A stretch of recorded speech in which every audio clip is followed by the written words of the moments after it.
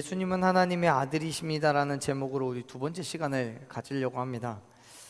앞에서 23절에서부터 말씀을 잠깐 나눠보면 우리 지난주의 말씀인데요, 예수님께서 성전에 들어가셔서 말씀을 가르치셨을 때에 대제사장들과 또 이스라엘 백성들의 장로들은 예수님께서 말씀을 가르칠 권위가 있는지, 또 있다면 누구로부터 주어졌는지를 물었습니다. 그들에게는 두 가지 목적이 있었어요. 첫째는 성전에서 말씀을 가르치는 본래 가르쳐야 되는 자신들의 기득권을 지키려는 목적이 있었고요. 그리고 두 번째는 정말 눈에 가시와도 같은 예수님에 대한 트집을 잡아서 죽이려고 하는, 책망하려고 하는 그런 목적을 가지고 있었어요. 그런데 이러한 그들의 목적은 자신들의 율법적 행함이 가장 우수하다는 교만과 또 율법적인 행함으로 구원을 받을 수 있다는 무지함이 기준이 되어 있어요. 결국 그들은 예수님을 메시아로 인정하지도 않고 또 예수님께서 지적하시는 종교 지도자들의 불의와 악행에 대해서 반성과 회개도 없이 그냥 예수님을 향한 분노와 적개심으로 그의 권위에 대한 질문을 하고 있는 거예요. 물론 예수님께서는 대제사장들과 또 장로들의 질문에 대답하지 않으시고 오히려 반문을 하시죠. 요한의 침례에 대해서 질문을 해요. 그런데 그들이 그 질문에 대답을 못하니까 27절에서 예수님께서는 너희가 그 대답을 못하기 때문에 나도 대답해 주지 않겠다라고 말씀해 버리십니다. 그리고 오늘 우리가 함께 읽은 28절에서 32절에서 또 두 아들에 대한 비유를 말씀을 하셔요. 예수님께서는 이 비유를 통해서 당시 유대인들, 특별히 종교 지도자들이 행하고 있던 그 불의함과 그 악행에 대해서 지적하시고 그들의 위선을 드러내어 책망을 하십니다. 오늘 같이 읽었던 말씀의 그 첫 번째인데요, 28절 말씀 다시 한번 읽어보겠습니다. 28절 읽습니다. 그러나 너희 생각에는 어떠하냐? 나들에게 가서 이르되 예, 오늘 포도원에 가서 일하라 하니. 아멘. 다시 한번 이 말씀을 정리해 볼게요. 어떤 사람에게 아들이 둘이 있었대요. 그런데 이 사람이 맏아들에게 가서, 큰아들이죠, 둘째 아들, 두 아들 가운데 큰아들에게 가서 포도원에 가서 일을 하라고 이야기를 한 거예요. 여러분 한번 생각해 봅시다. 아들이 둘이 있었어요. 그런데 그 중에 맏아들에게 포도원에 가서 일을 하래요.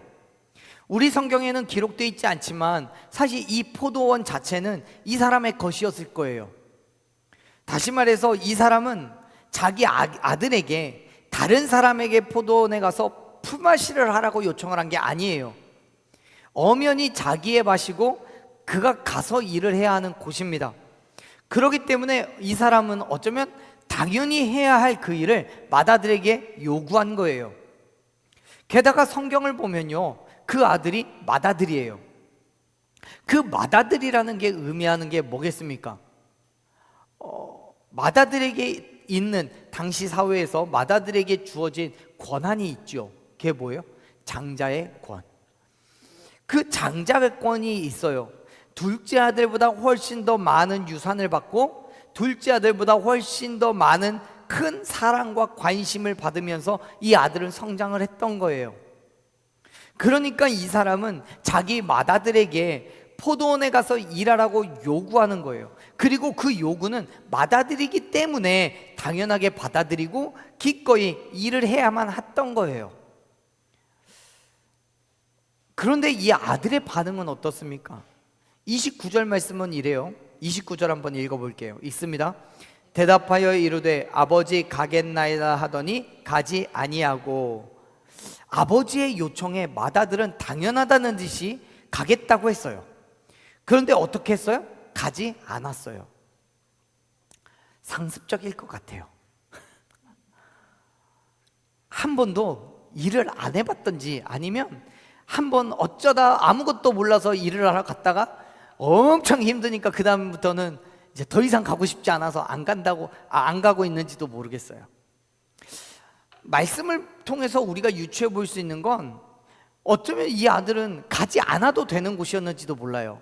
이미 많은 종들이 그 포도원을 가꾸고 있었고, 이 아들이 굳이 가서 일을 하지 않더라도 어느 정도의 소득은 올릴 수 있었을 거라고 예측이 됩니다. 그런데 지금 이 아버지가 맏아들에게 가서 포도원을 가라고 이야기하고 있는 그 이유는 뭐겠습니까? 그 포도원은 너에게 주어진 재산이니까, 너의 것이니까 네가 책임져 라고 이야기하는 거 아니겠어요? 그런데 이 아들은요, 가겠다라고 말하면서도 가지 않아요. 게을러요. 아버지 앞에서는 너무도 신실하고 성실한 아들인 것처럼 보이지만, 실제로는 아버지가 보지 않을 때에는 자기 마음대로 하는 거예요. 자기 뜻대로, 자기가 원하는 대로 해요. 지금 예수님께서는 이 맏아들의 모습에서 누구를 보고 있는 거예요? 유대의 종교 지도자들의 위선을 보고 있는 거예요. 그렇잖아요. 대제사장이나 바리새인들, 서기관들, 당시에 유대인들이라고 말하는 그 사람들은요, 자기들 스스로 하나님의 자녀, 하나님의 백성이라고 말했어요. 자신들의 삶의 모습이 어쨌든지 그들은 하나님으로부터 선택받은 백성이고, 그렇기 때문에 하나님께서 그들에게 주시는 은혜, 그 상급은 하늘에 이미 주어져 있다라고 그렇게 믿었어요. 그렇게 이야기를 하며 살았어요. 끊임없이 하나님의 말씀을 연구하고 그 말씀을 그대로 살아간다고 애쓰고 있다라고 인정받기를 원했어요. 특히나 그들이 그렇게 행했던 그 이유가 뭡니까? 하나님께서 그들을 선택하셨고 모든 백성들 가운데에 제사장의 나라로 삼으셨기 때문이잖아요.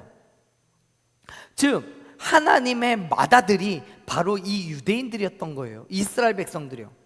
하나님께서도 그렇게 생각하시는지 모르겠지만 적어도 당시 종교 지도자들은 그렇게 받아들였어요. 수년대부터 조상들로부터 이어져 내려온 전통이었고 관습이었어요.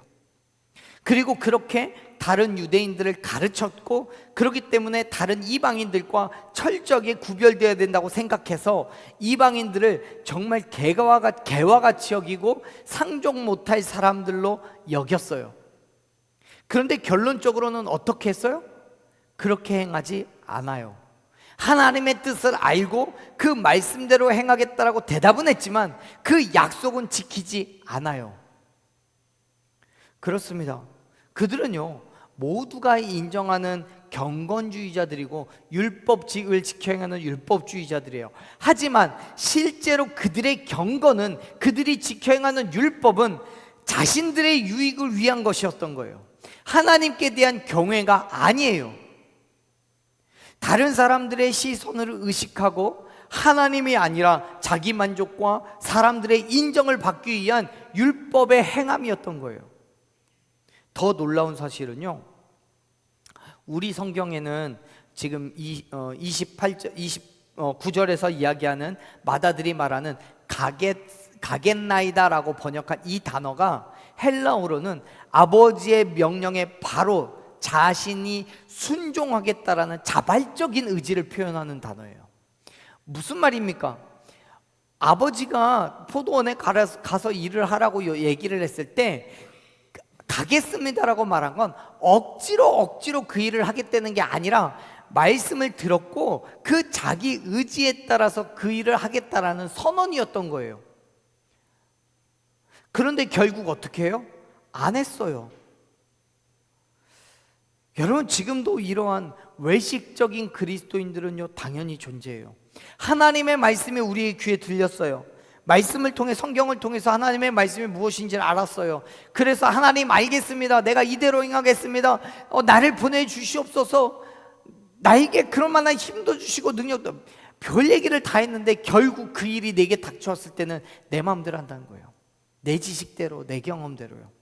세상에서 어떠한 어려움을 닥치고 어떤 문제가 장애물이 내 앞에 놓여졌을 때 그 장애물을 뛰어넘는 방법이 하나님께서 내게 주신 그 방법이 아니라, 내게 말씀하시는 그게 아니라 인간적인 지식, 내 경험, 또 세상의 말에 귀를 기울여 그 일을 행한다는 거예요.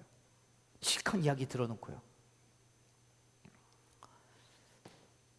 교회는 다니지만요, 성경을 읽고 기도도 하기 때문에 누가 봐도 경건하고 신실한 성도와도 같이 보여요. 그런데 그 모든 모습들이 다른 사람들에게 보여주기 위한 것, 그래서 내 신앙의 모습이 인정받고 자랑하려는 성도들이 있어요. 그런 사람들은요, 교회를 다니 그 연수를 자랑하고 성경을 몇 독을 했는지를 이야기해요. 그리고 자기의 기도 시간이 몇 시간인지, 얼마나 열심히 정말 땀을 뻘뻘 흘리며 가며 기도를 했는지를 자랑한단 말이에요. 하지만 그 모든 믿음의 행함들이요, 말씀드린 것처럼 하나님을 향하고 하나님을 위한 것이 아니에요. 세상 가운데 나를 드러내기 위한 거죠. 언젠가 말씀드리지 않았어요? 기도원에 기도를 하러 갔는데 식당에서 어떤 장로님을 만났어요.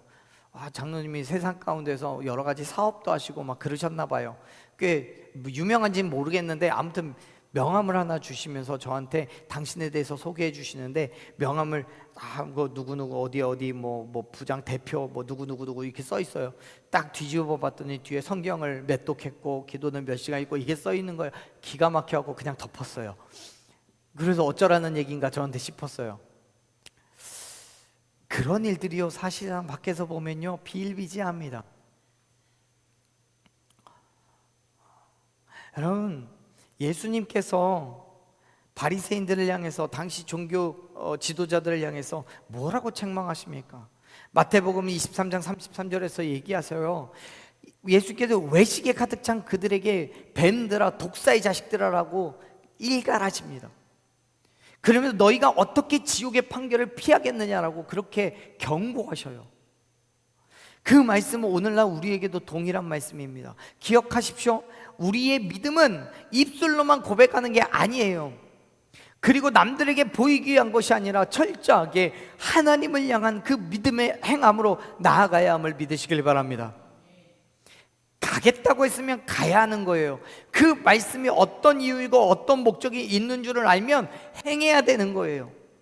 어쩌면 이 마다들은요, 아버지의 말에 절대적인 순종을 하지 않아도 여전히 장자권이 내게 존재할 거라고 생각했을 거예요. 아버지의 축복은 마다들 이외에 누구에게도 향하지 않을 거라고 확신했을 거예요. 그렇기 때문에 아버지의 것이 곧 자신의 것이라고 믿었고, 그의 말에 가겠다라고는 했지만 절대적인 순종을 하지 않아도 괜찮아라고 생각했을 거예요. 또 정말 성경엔 기록되어 있지 않지만 어쩌면 그 일들이 한 번, 두 번, 세 번 계속되어서 이전에도 안 갔기 때문에 지금도 괜찮아라고 생각했을지도 모르겠어요. 사랑하는 여러분, 하지만요, 맏아들이기 때문에 더욱 아버지의 마음을 확실히 이해해야 되는 거고, 맏아들이기 때문에 더욱더 절대적인 순종함으로 나아가야 되는 거예요. 보세요, 여러분, 우리가 아브라함의 믿음을 알죠. 하나님께서 아브라함을 시험하셨던 것이 무엇입니까? 하나님께 있어서 아브라함은 맏아들과 같은 존재였기 때문에 아브라함에게 한 가지 명령을 하셨죠. 그게 포도원에 가서 일을 하라는 것보다 훨씬 더 순종이 어려운 명령이었어요. 뭐예요? 자기의 사랑하는 아들 이삭을 번제로 바치라는 거예요. 아브라함은 그 명령에 어떻게 반응했어요? 믿음으로 이삭을 드리려고 칼까지 들었고, 실제로 죽이려고 내려 찍는 그 순간에 하나님이 그의 손을 붙잡으셨어요. 아브라함은요, 이삭을 통해서 큰 민족을 이루시겠다는 하나님의 약속을 온전히 신뢰했기 때문에 그 말씀에 순종한 거예요. 믿음으로 순종한 거예요. 그리고 그 결과가 어떻게 돼요? 하나님으로부터 놀라운 축복을 받잖아요. 사랑하는 여러분, 세상을 바라보지 마십시오. 자기의 욕심과 만족이 아니라 오직 하나님을 위한, 하나님을 향한 그 믿음의 삶을 결단하고 그 삶을 살아내는 저와 여러분 되길 간절히 축원합니다. 하나님의 말씀대로, 그 말씀에 순종하여서 그 믿음의 삶을 힘들어도 어려워도 포기하지 않고 살아낼 때 하나님께서는 저와 여러분을 통하여 축복하여 주실 줄로 믿습니다. 그 삶이 우리에게 필요한 거예요. 하나님께서는 맏아들을 통하여서 그 일들을 이루시기를 원하셨던 거예요. 그리고 실제로요, 맏아들을 통하여 그 일들을 이루셨어요. 그런데 오늘 성경에서 찾아볼 수 있는 그 맏아들, 그 맏아들이라고 이야기할 수 있는 대제사장, 그리고 이스라엘의 장로들, 유대인들, 그들이 진짜 어떻게 보면 하나님의 맏아들인 거잖아요. 근데 그들은요, 아버지의 말에 가겠다라고는 말했지만 순종하지 않아요.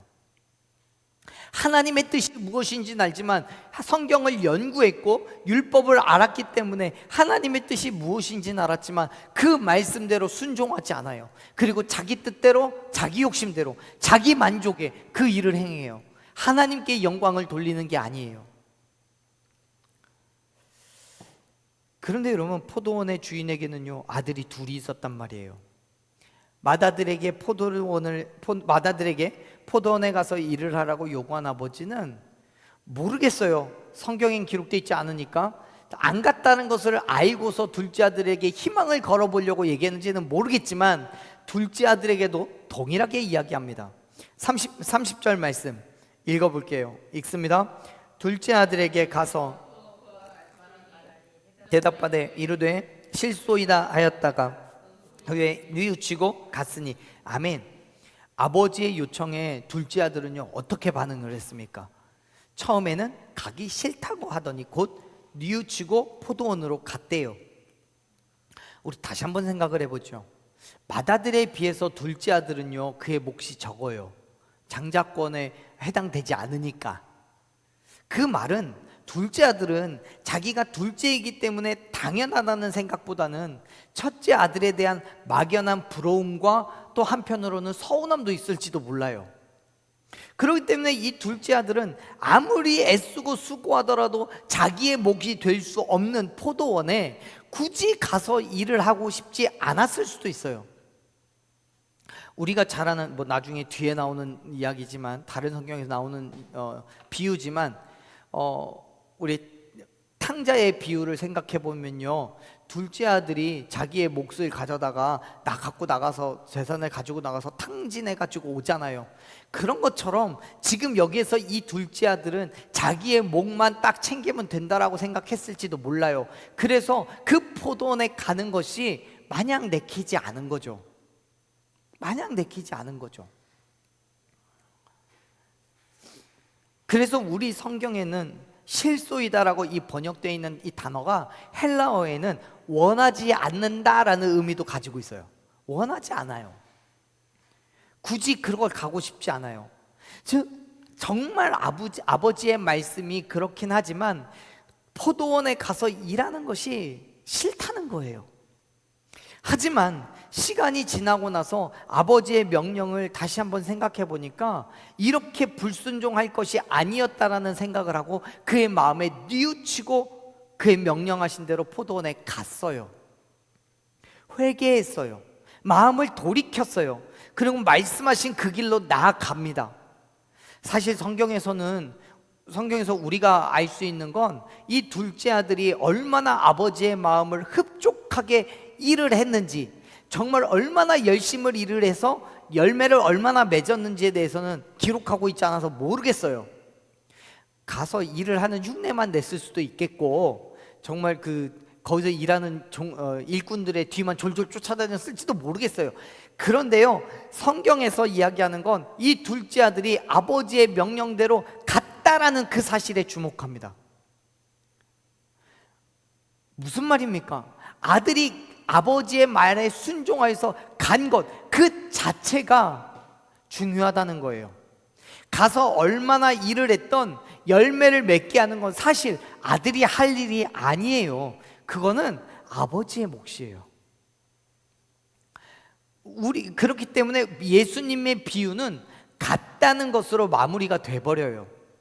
사랑하는 여러분, 어쩌면 우리가 하나님의 사명에 주저하는 그 이유는 열매를 맺어야 한다는 강박과 두려움이 있기 때문이 아닌가 싶습니다. 분명하고도 확실한 결과를 기대하기 때문에 하나님께서 주신 그 사명에 선뜻 우리가 아멘을 하지 못하는 것일 수도 있어요. 내가 하나님의 말씀에 순종해서 거기를 가기만 하면, 거기에서 내가 뭐라든지 상관없이 그 땅을 밟기만 하면 하나님께서 그곳에서 놀라운 일로 역사하실 거라는 분명한 확신이 있으면, 내게 주어진 능력이 무엇이든, 내게 주어진 물질이 뭐든, 내게 건강이 뭐 어쨌든, 그곳의 환경과 상황이 어쨌든 나는 그 땅을 밟기만 하면 되는 거잖아요.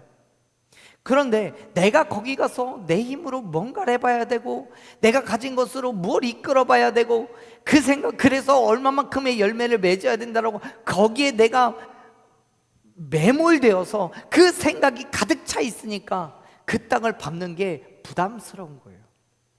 어려운 거예요. 내가 가진 건 이것밖에 없는데, 내가 할 수 있는 건 이것밖에 없는데, 하나님의 기대치는 어마어마한 것처럼 느껴지니까요. 근데 사랑하는 여러분, 기억하십시오. 그 모든 일들은 내가 하는 것 아닙니다. 우리는 그냥 뭐 하면 돼요? 씨를 뿌리면 되는 거예요. 씨를 뿌리면 그 씨가 싹 틔워서 자라서 열매 맺게 하시는 건 하나님이 하실 줄로 믿으시길 바랍니다. 담대해져야 돼요. 믿음으로 나아가면 돼요. 믿음으로 가라 하신 그 땅에서 말씀하신 그 땅을 밟기만 하면 하나님께서 저와 여러분을 통하여 놀라운 역사를 이루실 줄로 믿습니다. 지금 말씀 속에서 이야기하고 있는 게 그건 거예요. 아버지가 아들에게 요구하는 건 그냥 가라는 거예요. 가라는 거예요. 가면 그곳에서 역사하심이 일어날 거라는 거예요. 성경 어디를 봐도요, 사실 이 둘째 아들이 아버지의 말씀을 거절한 이유는 나오지 않아요. 하지만 얼마 지나지 않아서 후회하잖아요. 그리고 포도원에 갔어요. 여러분, 이 둘째 아들은 포도원에 가고 싶지 않았어요. 왜요? 내게 아니니까. 또 가서 일을 한다고 할지라도 얼마나 잘할 수 있을지 몰랐으니까요. 다시 말해서 타고난 망난이라 아버지의 명령에 습관적으로 또 진심을 다해서 거부하고 자기 멋대로 살았던 게 아니라는 거예요. 사랑하는 여러분, 지금 예수님께서는 이 둘째 아들을 유대인들이 하나님의 관심의 대상이 되지 않는다고 생각했던 그런 사람들에게 비유하고 있어요. 즉 구원으로부터 한 발자국은 뒤에 있는 그 사람들에 대해서 이야기하고 있는 거예요. 그 사람들이 누구입니까? 31절에서 그 사람들을 이런 사람들이라고 규정합니다. 31절 말씀 한번 읽어보겠습니다. 그 둘 중에 누가 아버지의 뜻대로 하였느냐? 이르되 둘째 아들이니이다. 예수께서 그들에게 이르시되 내가 진실로 너희에게 이르노니 세리들과 창녀들이 너희보다 먼저 하나님의 나라에 들어가리라. 아멘. 예수님께서 대제사장들과 장로들에게 첫째 아들과 둘째 아들 중에 누가 아버지의 뜻대로 했겠느냐라고 물으니까 그들이 둘째 아들이 그렇다라고 대답합니다. 예수님께서는 그 둘째 아들이 바로 누구라고 얘기해요? 세리와 창녀들이에요. 여러분, 이 세리와 창녀들이 누구입니까? 하나님의 말씀인 율법을 따르기보다는 인간적인 욕심과 자기의 유익을 위해서 살았던 사람들이에요. 사실 그들은 유대인들의 시선이 아니라 세상 누가 봐도 부정한 사람들이고 죄인들이에요. 세리들은요, 자기들의 욕심을 채우기 위해서 세금을 원래 받기로 돼 있던 세금보다 훨씬 더 많은 금액을 부과하고 반강제적으로 빼앗아서 착취를 했던 사람들이에요. 당시의 인식이 그랬어요. 또 창녀들은 어떻습니까? 자신들의 육체적인 만족과 함께 물질의 유익을 위하여서 자기의 몸을 내어놓은 사람들이에요. 누가 봐도요, 오늘날에도 그렇지만 당시에도 그들을 죄인 취급했었어요. 더럽게 취급했었어요. 그런데 여러분, 예수님께서 그들에게 뭐라고 하시는 거예요? 그들이, 세리와 창녀들이 너희보다, 즉 예수님 앞에 나온 하나님의 말씀을 지켜 행한다라고 믿고 따라가는 대제사장들과 또 장로들과 또 바리새인들, 그 여타의 유대인들보다 먼저 하나님의 나라에 들어갈 거래요. 지금 예수님께서 이렇게 말씀하시는 거예요. 유대인들의 종교 지도자인 너희들은 천국에 가겠다라고 그렇게 열심을 내지만 결국 그렇게 해서는 천국에 갈 수가 없어. 하지만 너희가 천국에 갈 수 없다라고 못 받고 이야기하는 저 세리들과 창녀들은 너희보다 먼저 천국에 들어갈 거야. 왜? 믿으니까.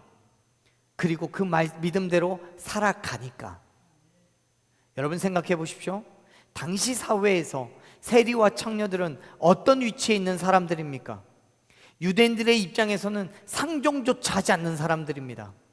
더러운 죄인이고 구원의 길에서 멀리 떨어져 있는 사람들이에요. 그들과 지나가다가 옷깃이라도 스치면 그 옷은 불태워버렸어요. 부정하다고. 그런데 예수님께서는 그런 사람들이 오히려 유대인들보다 먼저 천국에 들어갈 거라고 선언하시는 거예요. 왜요? 어떻게 그럴 수 있는 겁니까? 아버지의 뜻대로 했기 때문에요. 보세요. 31절 처음에 예수님께서 물으시잖아요. 누가 아버지의 뜻대로 행했냐고요.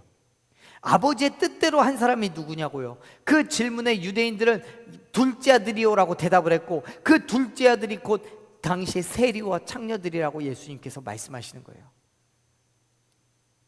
물론 그 세리와 창녀들이 꼭 그들만 갈 수 있다라고 말씀하시는 게 아니라 그 당시에 연약하고 부족한 사람들의 대표인 거죠. 여러분 마태복음 7장 21절을 보면요, 예수님은 이미 하나님의 뜻대로 행하는 자가 천국에 들어갈 수 있다라고 말씀하셨어요. 사실 유대 종교 지도자들은 예수님의 책망과도 같이 입으로만 하나님의 이름을 부르던 사람들이에요. 주여 주여만 하던 사람들이에요. 자신들의 율법적인 행함을 드러내면서 사거리에 서서 하늘을 향해서 소리 외치며 주여 주여를 외쳤던 그 사람들이요. 정말 하나님께 간절한 심령으로 부르짖는 게 아니라 그 거리를 오가는 많은 사람들이 예수님을 부르는 자기를 바라보며 우와 신실한 사람이구나, 우와 진짜 믿음이 대단한 사람이구나 라는 것을 알기를 원했던 거예요.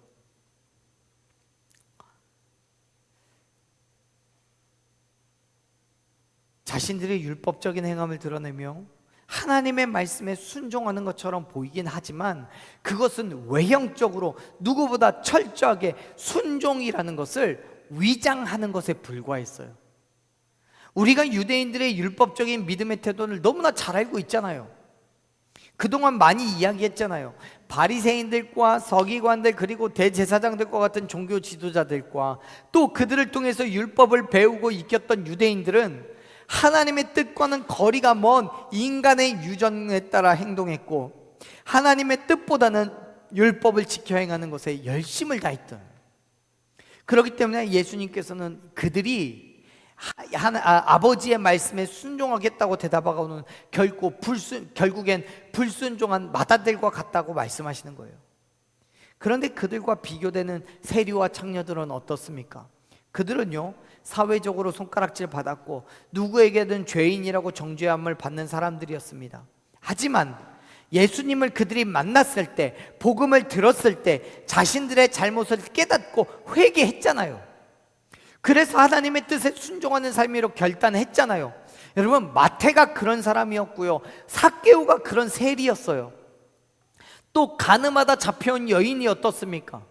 또 구약 성경에서 정탐꾼을 숨겨준 라합도 창녀였잖아요. 누가 봐도 죄인인 그들, 특별히 유대 종교 지도자들과는 비교도 할 수 없는 그러한 죄인들이 예수님의 말씀을 들었고 자신들의 죄인된 신분을 인정하고 회개하며 예수님을 자기들의 주인으로 인정했단 말이에요.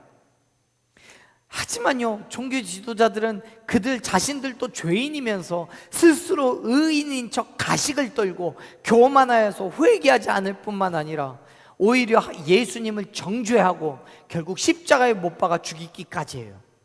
사랑하는 여러분, 지금 우리는요 어떤 모습, 어떤 행함으로 믿음의 삶을 살아가고 있습니까? 내 신앙을 기준으로 삼고 누구를 정죄하거나 책망을 하고 있지는 않습니까? 하나님의 뜻보다는 내 지식과 경험에 빗대어서 믿음의 삶을 살아가고 있지는 않습니까? 사랑하는 여러분, 지금 우리에게 필요한 건 하나님의 말씀에 절대적으로 순종하는 것입니다. 내가 죄인이라는 걸 인정하고 하나님의 도우심을 구하는 거예요. 그런데 여러분 오해하지 않으셔야 되는 거는요, 31절에서 예수님께서 세리나 창녀가 유대 종교 지도자들보다 먼저 하나님의 나라에 들어갈 거라고 말씀하신 것은 결국 유대 종교 지도자들도 천국에 들어가긴 할 텐데 그 순서가 세리나 창녀들에게 밀렸다는 의미가 아니에요. 우리 성경에는 먼저라고 번역되어 있는 이 단어가 헬라어로는 무엇보다 앞선, 우선된 그런 의미보다 유일한, 오직 이런 의미를 가지고 있어요. 즉 무슨 말이냐면 예수님께서는 지금 맏아들과 둘째 아들을 비교하면서 이게 시간의 천국에 들어가는 것이 시간의 순서가 아니라 하나님의 나라에 들어갈 자와 들어가지 못할 자에 대해서 말씀하시는 거예요. 예수님께서는 실제 하나님의 나라에 들어가는 그 자들을 세리와 창녀라는 것을 강조하시기 위해서 비교하는 방법을 사용해 먼저라고 말씀을 하시는 것 뿐인 거예요. 사랑하는 여러분, 구원이라는 거는요, 오직 예수님을 나의 구주로 영접한 사람들에게 주어지는 은혜임을 믿으시길 바랍니다. 비록 종교 지도자들이 하나님을 먼저 알았고 하나님에 대해서 더 깊이 이해하고 있다고 할지라도 그들은 하나님의 뜻을 이해하지 못했어요. 이 땅에 예수님께서 이 땅에 오신 이유를 몰라요. 그래서 오히려 하나님의 뜻과는 다르게 예수님을 핍박했고 믿지 않고 오히려 죽기까지 하는 거예요. 그런데 세리와 창녀들은 예수님의 말씀을 듣고 믿기로 결단했어요. 그리고 믿음의 삶을 살았어요. 이전에는 세리로서 창녀로서 살았지만 그 모든 삶을 다 버리고 이제는 예수님만 쫓았어요. 하나님의 말씀에 순종했어요. 그 결과로 그들이 천국에 들어갈 수 있게 되었음을 믿으시길 바랍니다. 보세요, 예수님께서 결론과도 같이 말씀하시잖아요. 32절 말씀 같이 읽어봅니다. 요한이 의의 도로 너희에게 왔거늘 너희는 그를 믿지 아니하였으되 세리와 창녀는 믿었으며 너희는 이것을 보고도 끝내 뉘우쳐 믿지 아니하였도다. 아멘. 사랑하는 여러분, 믿음으로 예수 그리스도를 나의 구주로 영접하면 구원을 얻는 줄로 믿으시기 바랍니다. 요한복음 5장 24절에서 뭐라고 얘기하십니까? 예수님은 내 말을 듣고 또 나를 보내신 이를 믿는 자는 영생을 얻었고 심판에 이르지 않는다라고 얘기하셨어요. 사망에서부터 생명으로 옮겨졌다라고 선포하셨어요. 여러분, 예수님을 믿어야 되는 거예요. 예수님은 곧 우리에게 내가 곧 길이요 진리요 생명이니 나를 맘지 않고는 아버지께로 나아갈 자가 없다라고 말씀하셨어요. 예수님의 하나님의 아들 되심을 믿으시길 바랍니다. 예수님이 저와 여러분을 죄에서부터 구원하시기 위하여 십자가에서 죽으시고 부활하셨음을 믿으시길 바랍니다. 그 믿음으로 우리는 구원을 얻는다는 사실을 여러분 믿고 확신하시기를 바랍니다. 할렐루야. 교회를 다닌 연수로, 직분으로, 교회에서 여러 가지 것들로 헌신하고 봉사를 하더라도요, 우리에게 믿음이 없다면 구원을 얻을 수가 없어요. 그래서 예수님 말씀하시는 거예요. 세리와 창녀들은 믿었지만 너희는 믿지 않았다고요. 심지어 세리와 창녀들이 믿는 것을 보고도 끝내 뉘우치지 않고 믿지 않았대요. 뉘우치고 믿지 않았대요.